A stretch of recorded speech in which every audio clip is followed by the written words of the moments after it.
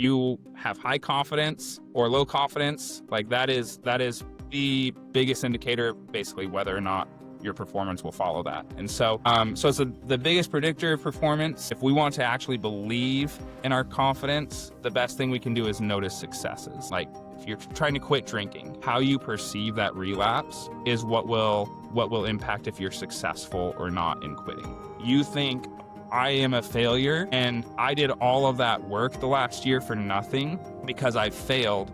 And your brain is like, why would I try again? How do you get out of burnout or avoid it? I don't know if it's as simple as just go to bed on time and it'll solve. Like there's no magic bullet, I don't think. But I think that I always feel like the first step is understanding. Welcome back to another episode of the Everyday Leader Podcast. I'm your host, Drew Norton. And today we've got a truly inspiring guest, Brock Bumgarner. He's a mental performance coach who helps individuals find their leading edge. And so in this episode, we're going to dive deep into the art of leadership. We're going to explore how empathy and understanding can unlock potential in those around us. Welcome to the Everyday Leader Podcast. Leadership is a choice. Join me, Matt, and my co-hosts Drew and Tate each episode as we break down how to lead powerfully in your family, team, and organization. Hey, welcome back to another episode of the Everyday Leader Podcast. I'm excited to have Brock Bumgarner. Am I saying that right, Brock? I should have asked you that before we started recording. But Brock is a coach and helps people find their leading edge. Really excited to have him on the show today. Dive into some topics like burnout, motivation, focus, things like that, and really learn from him and his experience. Brock, thanks for coming on and being on the show today with me. Of course, thank you. I'm excited to be here. It's a cool program. I'm excited to be a part of. Yeah. So, Matt, Tate, and I, we love to ask our guests to kind of start each episode off, like how would, in a world that would define it so many different ways, how would you define leadership, Brock? Yeah. So, so I'm a mental performance coach, and I think of most things in a performance background. And so, I think that a successful leader knows how to create, they know how to get the most out of those people around them. And I think that the big thing that requires is empathy and understanding what that looks like from person to person that is around you, and being able to know how to, what makes them click and what makes them, how you can help them to be the best version of themselves. So. Yeah. Sounds like you're saying they maximize performance, maybe get the best out of, and getting the best out of people. Yeah. And knowing that it looks different from person to person. Sometimes it's, sometimes people click differently than their leaders do. So. Okay. So that's interesting. Let's dive into that for a second real quick. You said different people, they respond differently to leadership. So how, through the lens of leadership, how does a leader handle that or deal with that or learn how to handle those different personality types, different responses? Yeah. I think that the biggest thing that I've seen is being able to listen, not just tell your those underneath you what to do, but to listen to them and their experiences so you can understand what's going on in their head. Awesome. Yeah. Okay. Well, Brock, tell us a little bit about your story, why you're doing what you do now, how you got to this point. Yeah. So I have always loved performance science, performance psychology, sports psychology. I love sports. I grew up in a small town, all about working hard, kind of farm life, and it's been really interesting because as I kind of explored and dove into the science and psychology of things, there's some things that contrast from the work hard mindset, which is just interesting. There's these two sides of the coin. One is push yourself as hard as you can and you'll go great places in life, which I believe in because of my background and where I came from. And then there's this psychological side of take a step back and look at things and observe a little bit more and figure out how it actually works first. And so yeah, so I have really enjoyed exploring bringing those two together, and where it felt like at first in my life and exploring my career, it felt like those were at odds with each other. I feel like I've learned to figure out what that balance is, where you can bring them together, where you can push yourself and but do it in a psychologically appropriate way where it actually leads to high performance. And that's really the bottom line of all of it is that I think people don't realize that high performance is a mixture of those two. It's figuring out how to push yourself in a sustainable way, and understanding your brain and how it works helps you to do that. Gotcha. Yeah. Okay, so as a sports fan, who are those that you feel embody those things the best or the most? Yeah.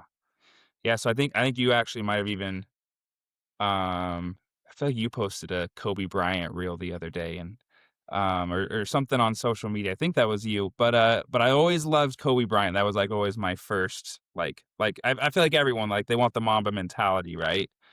And and so I love Kobe Bryant, and it's interesting. Kobe Bryant's an interesting example of that for me because I've always thought, okay, Kobe Bryant is just, he's mean and tough as nails. Like, he's not looking at psychology. He just is a different animal and just wants to destroy every single person that he comes in contact with. But as I've dove into Kobe Bryant quotes, he actually talks about a lot of these principles too, about kind of centering himself and not being attached to winning or the outcomes, but just the moment that's right in front of him. And so I really like Kobe. I like the Mamba mentality stuff. Um, he's definitely one of my favorites. And I'm a big Boise State fan. Coming from Idaho, that's all I have. So I currently really like their coach, Spencer Danielson. I think he actually good fit with this podcast theme. Like he's all about faith, but he's also all about consistency, all about mindset, all about energy, and I really like listening to him talk. Cool. Yeah. Well, tell me, Brock, why? Say I'm a listener and I don't know, in my 30s or 40s with family, with kids. Why do I want this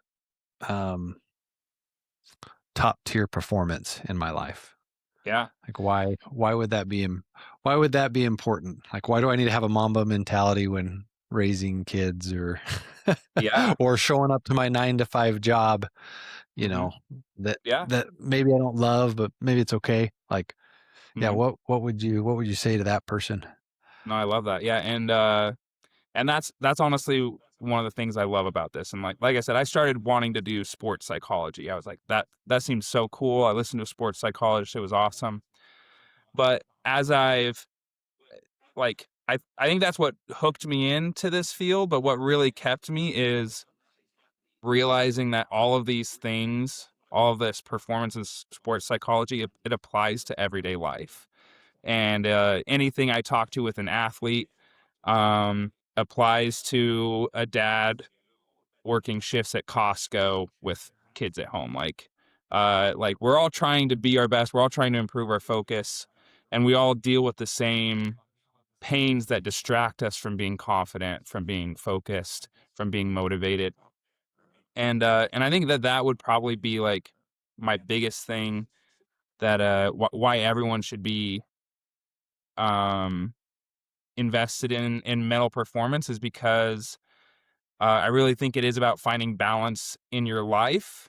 And the world we live in, it's so there's so many things that we have to balance, and everything makes it harder. Like just um, having a job is a lot to handle for some people, and a lot of people have their side projects, and then you add one kid onto that, and then a second, and then a third, and it just compounds over time, and you're splitting your energy between a lot of different things. And um, I see a lot of people that struggle with knowing how to manage that energy and time, and um, having some way to kind of take a step back and observe yourself and figure out how to be more efficient. I think that anyone can benefit from that.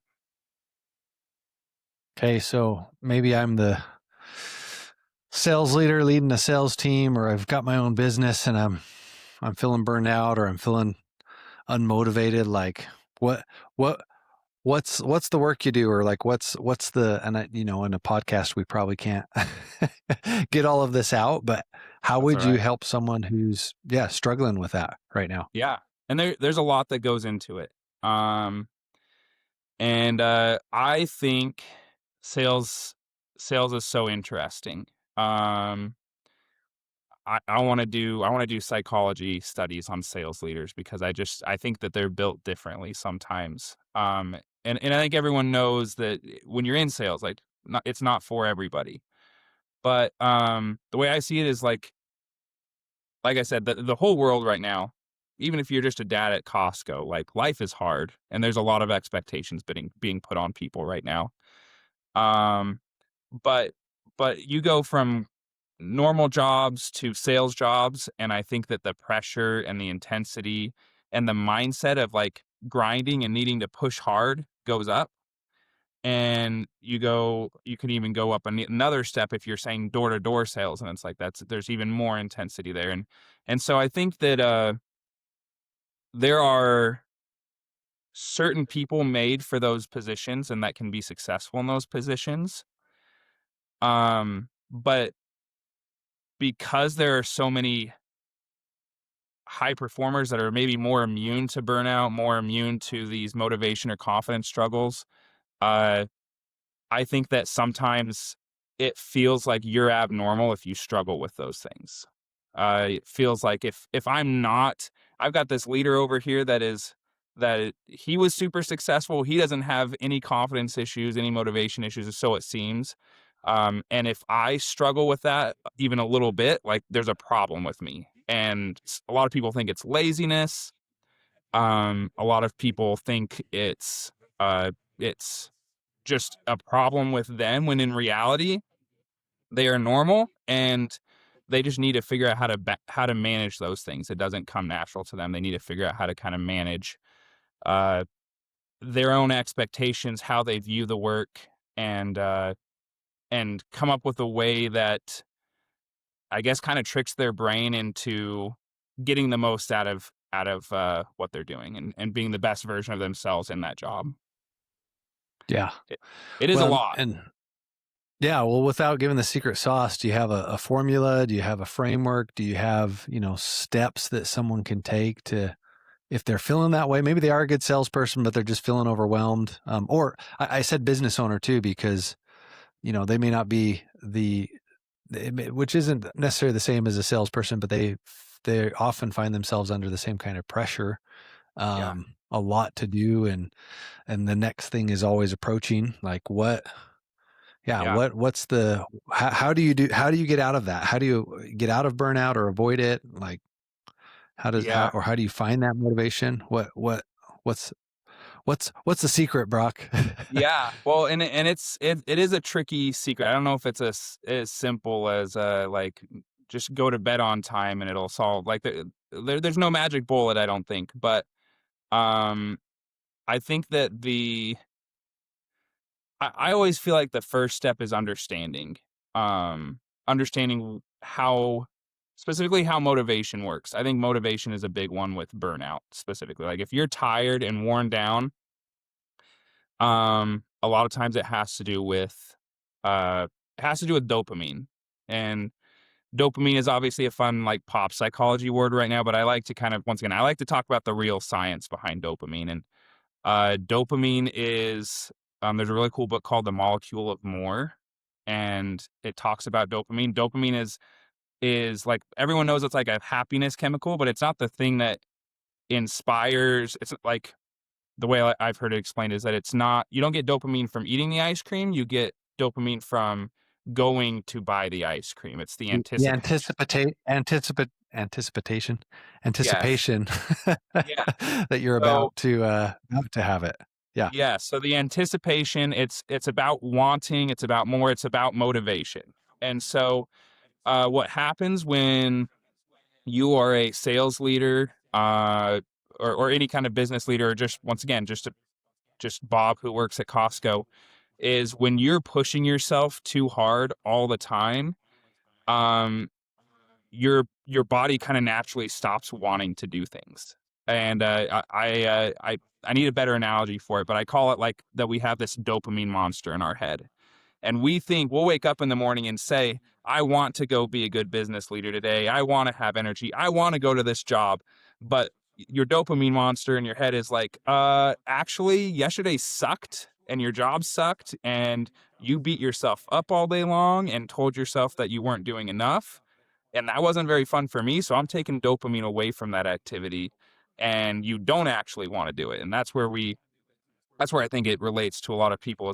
I think a lot of people reach that point where they push themselves really hard and they convince basically, without realizing it, they're convincing their brain that that activity they're pushing for is not worth the effort they're putting into it anymore. And so, so once again, long story short, the secret sauce, I think, is figuring that out and figuring out how can I make what I'm doing actually worth my time? How can I reward myself, have a mentality that is kinder to myself, that is more motivating to myself, so that instead of taking dopamine away from these things that I'm doing, my brain is giving me more dopamine and making it more exciting, more rewarding for me.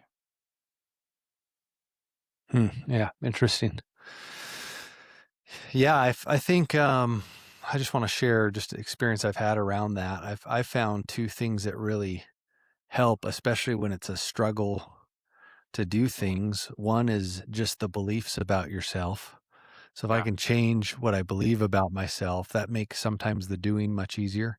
I've talked a yeah, lot about this on our show, but if I feel like I've got to lose weight, but I view myself as someone who's unhealthy, who's not disciplined, someone who's not motivated, hmm um, the the the to-do list looks very daunting. But if I come to have a belief that, hey, I'm someone who's healthy, I'm fit, I'm active, I'm strong, I'm an athlete, yeah, uh, then it makes it easier. Like so I call that identity misalignment. Sometimes our identity isn't in line with the everyday actions and goals that we have, and when those aren't lined up, I find that burnout happens. And I found yeah, another thing that can really help. Just back to the dopamine, back to all of that. yeah, The beliefs about myself are one of the biggest things I've found that can help change my behavior. The other big behavior change I've found is the environment. hmm Um, you can have everything, you can have all the belief in the world, but you get put in the wrong environment, and yeah, yeah, it's crazy. In fact, I was thinking about that over the holidays. It's interesting how you get back around in-laws or siblings, and there's a side of you that maybe comes out that you're like, man, I haven't seen this side of me since last year. yeah, And like, yeah, but you get into a familiar environment. So the point I'm making is sometimes I found it's like, if you change what you believe about yourself, if you change the environment, that that can make a huge uh I found that really helps in changing my behavior and others' behavior. yeah. So makes No, some of the difficulty and the burnout go away. yeah, I totally agree. I think, and I really think a lot of it does come down to those beliefs in yourself, and yeah, the environment can definitely change that. I think, I mean, as an easy example, kind of tying a lot of this together, like I've worked with sales reps who we've really identified like this really good, strong belief that they wanted to change. They wanted to change their belief from, I don't know, from, uh, not being good enough, to I'm not a good salesman or I'm not cut out for this, to something that's more positive. And they they were working on that, but as soon as the stuff that we were doing was not working very efficiently, because as soon as they left the call, they had leadership that was really more negative and made it difficult to reinforce some of those beliefs. So yeah, the environment definitely is important, and having leadership that supports that is really important. And once again, if you don't mind me commenting on this too, because I love the the the weight loss example. I'm really big into habits, and once again, I think that the sales field, but a lot of people have this idea that being mean inspires growth, and being mean to yourself, being like sometimes being mean to others, but probably mostly just being mean to yourself. They think, oh, if I do make a mistake or if I'm not good enough, I need to yell at myself. I need to tell myself that I'm a bad person for eating that cookie so I don't do it again. And um, it's really interesting talking about dopamine and all these things because what happens is, and I love working with like addicts or people who are trying to quit smoking, drinking, anything like that, because I think this is so fascinating. But what happens is when you're trying to quit something, or when you're trying to do something like eat healthier, and you've done a really good job, say you've gone 6 months without eating Oreos when you used to eat a sleeve a day. And if after 6 months you have a moment of weakness and end up eating some Oreos, like what is the first thing you're going to say to yourself? Well, the old me might have beat myself up about it and said, "Man, Yeah. I'm not perfect anymore, so might as well give up on this." Yeah. Yeah, and that's the thing, is that at that moment, the research and everything has shown that like if you're trying to quit drinking, that if you that moment where you have your first relapse, how you perceive that relapse is what will impact if you're successful or not in quitting. And I think that that is really cool, because you're right. Everyone, if you're a year sober and then you relapse, you think, "Oh, I am a failure, and I did all of that work the last year for nothing because I failed." And your brain is like, "Why would I try again?" Your dopamine monster takes the dopamine away and is like, "Yeah, that wasn't worth it." Um, but if you can somehow shift that and believe in yourself, like the reality is that you just went a year without drinking, and you haven't done that in 6 years before that, which is awesome. Even if it's only a week without drinking, like that's still not the norm, and it's awesome that you're able to do that. And if you can somehow shift that belief in yourself, and rather than punishing yourself, but be kind to yourself in those failures, you're way more likely to success and actually go even longer the next time when you're trying to build that habit. Yeah, it reminds me of one of my favorite books. We've talked about it on here before, and we've talked about this at New Year's, but because that's always when the goals are set and Yeah. dreams are high for a minute before they come crushing to the ground in February. Um, Hmm. but it's a book called "Give Yourself." Give yourself. Let's see. No, finished. Give yourself the gift of done by John Acuff, and it's this idea that it's more, instead of being perfect, it's more important to finish or become complete. Yeah. And he talks about this idea of the day after perfect. Like, what do you do the day, you go 15 days in and then you miss a day of reading a book or journaling or whatever it Yeah. is. And how do you respond to that? And kind of the pursuit of being complete versus the pursuit of being perfect, which often kills things for a lot of people. So Yeah. I love that. I think that's awesome. I'm sure that that's very well aligned with the whole dopamine idea. Um, yeah, I'll have to read that okay, one. Brock, tell us your story. We're talking about all of what you do, how you help people. Like, who's Brock? Like, what does someone want to know about you? Oh yeah. So, like I said, I grew up in small town Idaho. Um, and for me, like I told you that part already. I've been trying to find this balance in my life between uh the psychology of kind of sitting back and observing and pushing myself and hard and going to work. And I'm applying that currently. The current me is, I've got 3 little boys at home, and they're a lot. they're busy and running around all the time and jumping on me. And um, I am the last 5 years. I'm in Austin, Texas right now. I've moved here to be a corporate wellness coach, and so I've been doing that uh, pretty much full time for the last 5 years, and in the last 2 years have been transitioning, growing my own coaching business as well, and actually went from full time to part time in my corporate wellness job here. Um, so that's my wife also has her own business, and so for me, the finding the leading edge and finding that middle ground is kind of about figuring out how to juggle everything in a way where I'm switching between a lot of things, and I want to switch effectively, basically, and be present with my kids, be present at church and spiritually, be present with my job, and building something that I find meaning in. So Awesome.